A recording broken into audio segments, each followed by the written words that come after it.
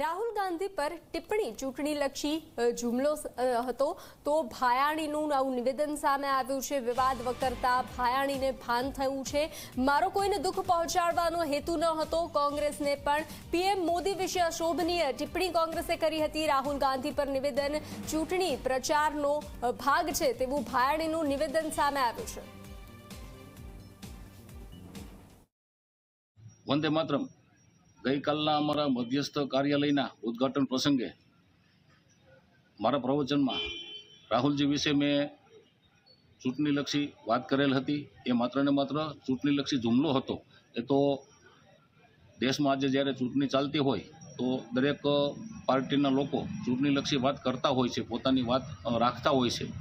તો એવા કોઈ નેતાઓને અથવા કોઈ પણ પાર્ટીને આ વિશે કાંઈ પણ નારાજગી હોય તો એમને હું કહેવા માગું છું કે દેશનું ગૌરવ, આપણા ગુજરાતનું ગૌરવ અને વિશ્વ નેતા, કદાવર નેતા નરેન્દ્રભાઈ વિશે પણ સોનિયાજીએ મોતના સોદાગર જેવા શબ્દ પ્રયોગો કરેલ હતા। ત્યારે અમારી લાગણીને પણ ખૂબ જ દુઃખ થયું હતું અને અમે પણ ત્યારે આહત હતા। તો અમારો કોઈ એવો કહેવાનો આશય કોઈને નારાજ કરવાનું કે કોઈને દુઃખી કરવાનો ન હતો।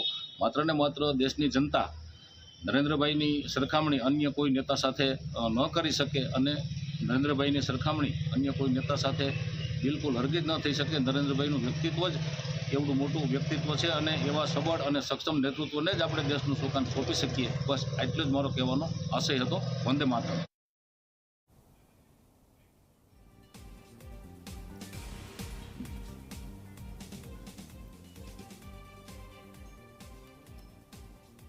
તો મતદાનનો સમય નજીક આવતા નેતાઓ બોલવામાં ભાન ભૂલી રહ્યા છે। લોકસભા ચૂંટણીમાં વધુ એક નેતાનો બફાટ સામે આવ્યો છે।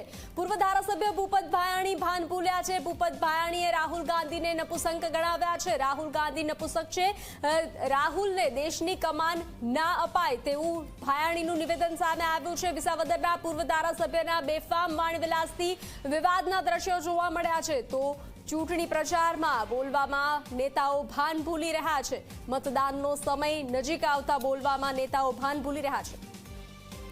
મિત્રો, આ રાષ્ટ્રની ચૂંટણી છે, આપ સૌ સમજી શકો કે રાહુલ ગાંધી જેવા વ્યક્તિત્વના હાથમાં દેશની કમાન સોંપી શકાય।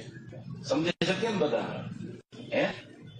તો આલિયા માલિયા જમાલિયા બધા કુંડિયા પાણી પીવે છે બધા।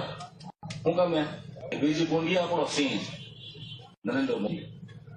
જનતાની વચ્ચે લોકો છાતી કાઢીને જાજો।